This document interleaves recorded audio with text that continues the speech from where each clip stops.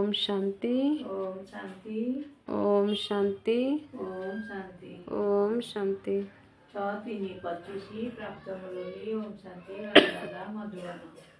बाबा कहले मिठे बच्चे तुम आत्मा मानकु जेपरी एही शरीर रूपी सिंहासन मिलिछि सेहीपरि बाबा मध्य एही दादांकर भ्रुकुटी सिंहासन उपरे विराजमान होइछन्ति। तांकर निजर कौनसी सिंहासन नाही। प्रश्न जो पिलामानक भितरे ईश्वरीय संतान स्मृति रहुछि सेमानकर लक्षण कौन होइथिबो। उत्तर रे बाबा कहले सेमानकर भितरे सच्चा प्रेम एकमात्र बाबांक सहित थिबो। ईश्वरीय संतान माने केबे हेले लड़ाई झगड़ा करिवे नाही। सेमानकर केबे भी काहा प्रति कुदृष्टि हेबो नाही।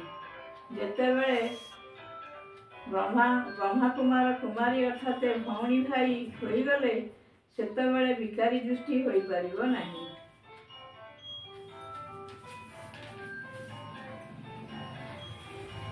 धारणा पई मुख्य सारांश 1 नंबर निज उपरे निजकु दया करिबाकु हेबो।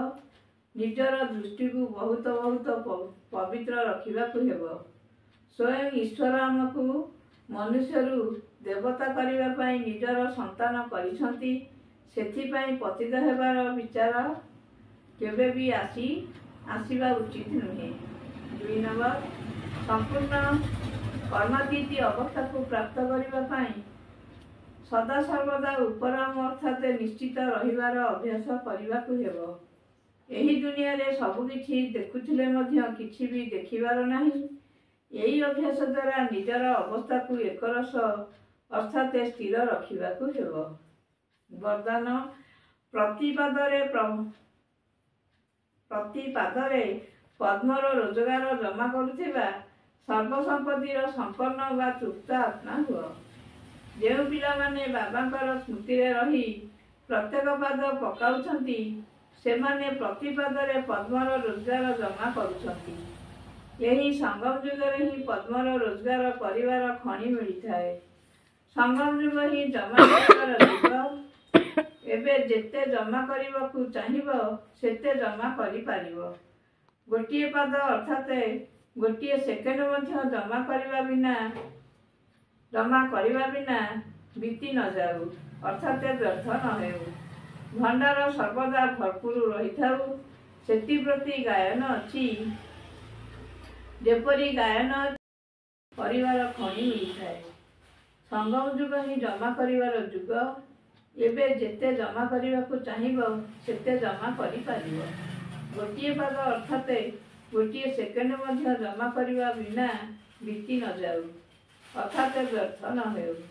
भंडार सर्वदा भरपूर रही थाउ जेपरी गायन अछि। ब्राह्मण मानकर भंडार रे कौनसी वस्तु अप्राप्त न थाए सेहीपरि तुम मानकर संस्कार हेउ। जदि वर्तमान एही भली तृप्त वा संपन्न आत्मा हेबो तेबे भविष्यत रे असरंती संपत्तिर मालिक हेबो। स्लोगान कौनसी कथारे अशांत हेबा परिवर्ते ज्ञानवान आत्मार आसन उपरे स्थित हुओ। ओम शांति।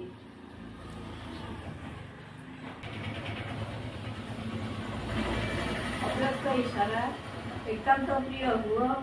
एकता और एकाग्रता को अपनाओ। छरे हेला एकता और एकाग्रता ये दुईटी श्रेष्ठ भुजा द्वारा कार्य करी सफलता प्राप्त करि पारिबो। एकाग्रता अर्थात सदा निरव्यर्थ संकल्प निर्विकल्प जेउठी एकथा ओ एकाग्रता रहिछि सेठारे सफलता गलार हार अटे। बरदाता को गोटिए शब्द पसंद एकव्रता।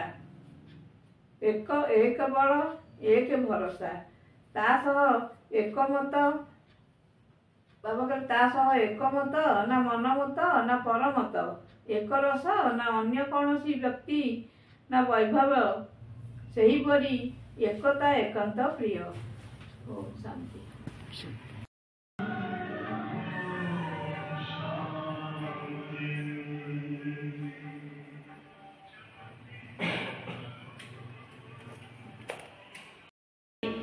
फिर कभी पतित बनने का पुरुषार्थ नहीं करना। दृष्टि बड़ी अच्छी चाहिए। हम ब्राह्मण ईश्वरीय संतान है, ईश्वर ने हमको आदर किया है ना। अब मनुष्य से देवता बनना है, पहले सूक्ष्म वतनवासी फरिश्ता बनेंगे। अभी तुम फरिश्ते बन रहे। सूक्ष्म वतन का विराज बच्चों को समझाया है। यहाँ है लौकी, सूक्ष्म वतन में है मूल वतन में है साइलेंस। सूक्ष्म वतन है फरिश्तों का। जैसे घोष्ट को छाया का शरीर होता है ना, आत्मा को शरीर ही मिलता है तो भटकती रहती है, उनको घोष्ट कहा जाता है। देखा है कभी?